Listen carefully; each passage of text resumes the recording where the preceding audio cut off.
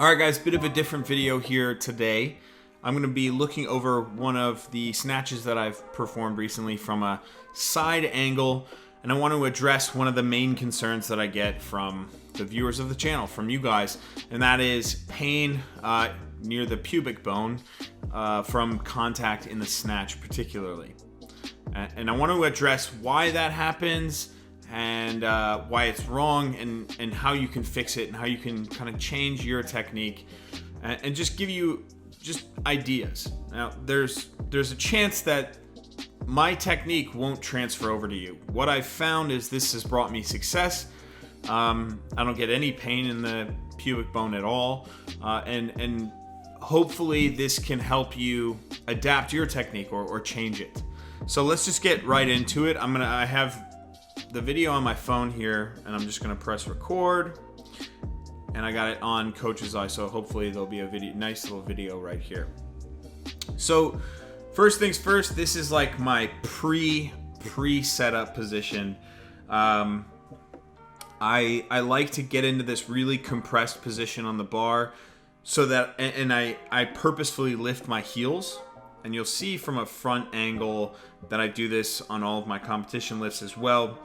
But I do this so that I can find the angle of my toes. This is a nice little trick you guys can do. If you get on your toe, or if you get on your toes and get really, really low, and you wiggle around, and then you try to put your heels down on the ground, you're gonna find that your toes are gonna be pointed out usually a little bit more than what you'd expect. Now, I like to pull from that position or with that angle. That's just how my hips are made, and I found it really helps. If that's something that helps you, by all means do it. So this is like my pre-setup position. I'm kind of thinking, trying to get my my cues in order, but I'll fast forward here. Oh, that's the other way. And by the way, you can see Clarence, Morgan McCulloch, and Sean Rigsby looking on. This is a really cool session of training. Get that out of there. There we go. All right, so now we'll actually go to the real pre-setup position, which is this one right here. The idea here is that I only want a very slight bend in my knees.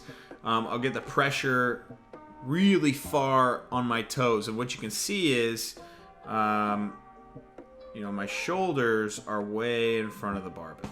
From here, all I do is lift my eyes directly in front of me, and then I just pause in the same exact position. So we'll keep going.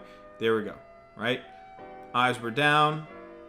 Eyes are now up. And you can see my back start to flatten out a little bit.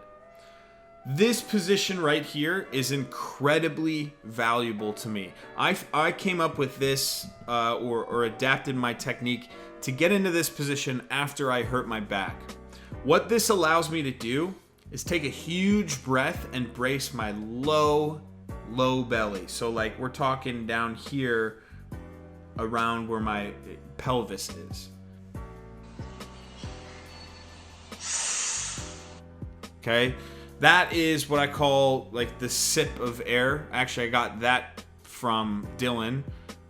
Sipping in the air as hard as you can. And bracing. Okay? And from here, you can even see like I'm still not arched in my back. I'm still not arched like this. Right? With that big lordotic curve in my pelvis. Okay, big breath, then I lower my hips, and what you can see here is I'm in this really low position. Okay, I'm not actually, it's like when I pull from this really low position, I'm just hedging myself because I know that my shoulders are gonna get over the bar. But when I'm in this low position, again, I'm still not arched like this. Right? If my back was arched like that, my hips would be rotated from being, instead of being under me and flat and wanting to go up, they would be rotated back like that. That's why this position is so valuable, and that's why I teach it across the board to all of my lifters. I've found that this helps a lot. So anyways, I take that big sip of air, and then I have my hips in this really low position. And it might not be so low for you guys, but I have femurs that are a mile long.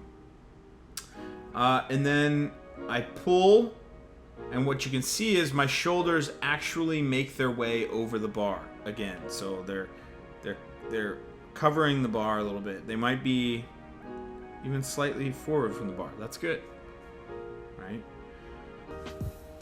So there's the pre setup. Over the bar, eyes up, sip of air in.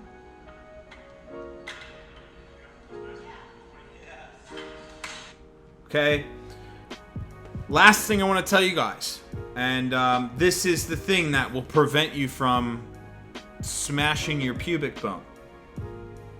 Okay, which no one wants to do. No one wants to have to wear snatch shorts or a diaper to protect their pubic bone. Literally, you can pull from the floor with a really slow tempo.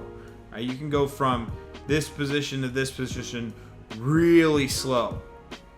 We do tempo snatches.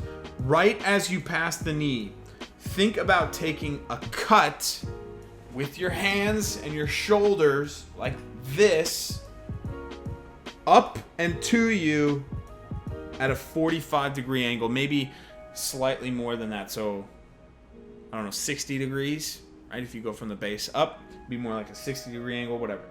Up and to you. And what you'll find is you're going to control the bar more with your upper body. If you look at a guy like Liu Xiaojun is a perfect example of this, and we'll put a video of him right here, okay, in competition. He makes really good contact with his hips, and this is something that everyone thinks the Chinese brush the bar rather than bang the bar. They make contact with their hips. They absolutely do. The reason why it looks like they're brushing though is because they're so strong in the upper bodies. They're controlling the bar. Once it makes contact with the hips, they're still controlling the bar through the belly and the chest. Liu Xiaojun does this better than anyone. Makes contact and pulls through, and he always has tension in his hands. And that's something that I think people who bang the bar, they don't have that control. They're told to have really locked out arms in the first pull, which is correct, right? But those locked arms become just danglers. And the bar, while it has a vertical trajectory, these dangly arms just stay out there. And then they're like, oh, I gotta make contact now. And they just, boom, make contact. The dangly arms still don't do anything but dangle, and you fall underneath. Okay? So the idea here is control the shit out of your first pull. Control, control, control. I mean, you could go as slow as you want. Right when you pass your knees, turn on the upper body.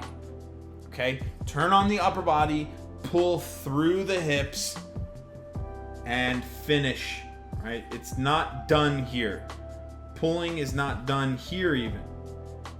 It's done right there. Right? You have to pull through. Boom! Pull all the way through. And then obviously the catch position. I've gone over this so many times. And I think the most recent one was like ass to grass squats. You definitely check that out. It's for the snatch position. This is something that I worked on from last year that it made a world of difference. I would say it added 10 kilos onto my snatch position. So you catch. Easy. This is as easy as it gets how to explain the overhead position. Elbows locked. Head position. Through. Hip crease. And I can't say this enough. Hip crease is noticeably below the knee crease. Okay? Don't just shove your knees forward and just sit upright and create this right angle of dog shit. Get your head through, get your hip crease below your knee, and you'll have a successful snatch.